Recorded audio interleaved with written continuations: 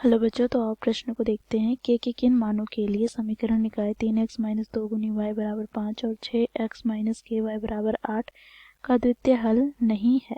तो दिए गए प्रश्न की मुख्य अवधारणा की बात करें तो बच्चों यहाँ पर हम देखेंगे रैखिक समीकरण के युग्मित के मानक रूप यदि a1x plus b1y plus c1 बराबर 0 तथा a2x plus b2y plus c2 बराबर 0 का अद्वितीय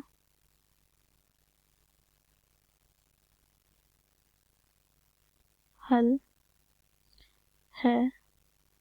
तो बच्चों देखो, इसका बीजगणितीय निरूपण की बात करें तो यहाँ पर x के गुणांकों का अनुपात अर्थात a1 बटे a2 बराबर नहीं होता है y के गुणांकों का अनुपात के अर्थात b1 बटे b2 के। तो इस मुख्य अवधारणा की सहायता से बच्चों हम दिए गए प्रश्न को हल करते हैं। तो प्रश्न में हमें समीकरण दे रखा है। देखो, दिए गए रैखिक समीकरण के युग्म क्या है। तो पहला समीकरण यहाँ पर है बच्चों, देखो 3x - 2y बराबर 5, इसे समीकरण 1 मान लिया।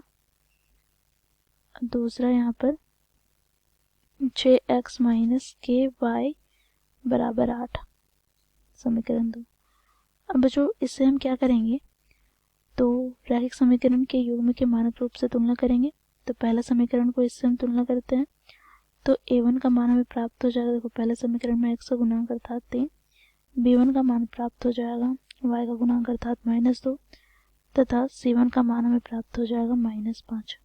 इसी प्रकार बच्चों समीकरण 2 को हम दूसरे वाले समीकरण से तुलना करेंगे तो हमें यहाँ पर a2 का मान प्राप्त हो जाएगा। दूसरे समीकरण में x का गुणांक अर्थात 6, b2 का मान प्राप्त हो जाएगा -के तथा c2 का मान हमें प्राप्त हो जाएगा क्या, तो -8। अब बच्चों देखो, क्योंकि दिए गए समीकरण निकाय का अद्वितीय हल नहीं है, परंतु बच्चों मुख्य अवधारणा में हम लोगों ने देखा जब अद्वितीय हल होता है तो इसका बीजगणितीय निरूपण कुछ इस प्रकार होता है, अर्थात a1 बटे a2 बराबर नहीं होता है b1 बटे b2 के। तो यहाँ से बच्चों हम मान रखेंगे तो a1 का मान हम लोगों ने ज्ञात किया है 3, तो यहाँ से 3 बटे b2 का मान 6 बराबर नहीं है किसके। तो देखो यहाँ पर b1 का मान -2 और b2 का मान -के, तो माइनस से माइनस कट जाएगा।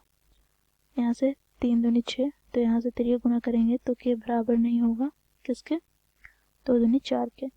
परंतु बच्चों जब अद्वितीय हल हमें प्राप्त होगा तब।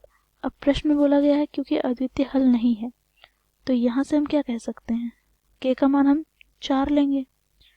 तो यहाँ पर लिखेंगे क्योंकि अद्वितीय हल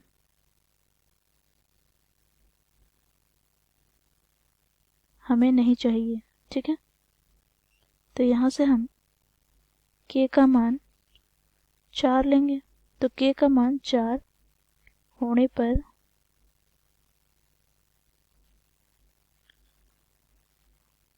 दिए गए समीकरण निकाय का अद्वितीय हल प्राप्त नहीं होगा। तो इस प्रकार बच्चों हम दिए गए प्रश्न को हल करते हैं। आशा करती हूँ आप लोगों को यह प्रश्न समझ में आया होगा। धन्यवाद।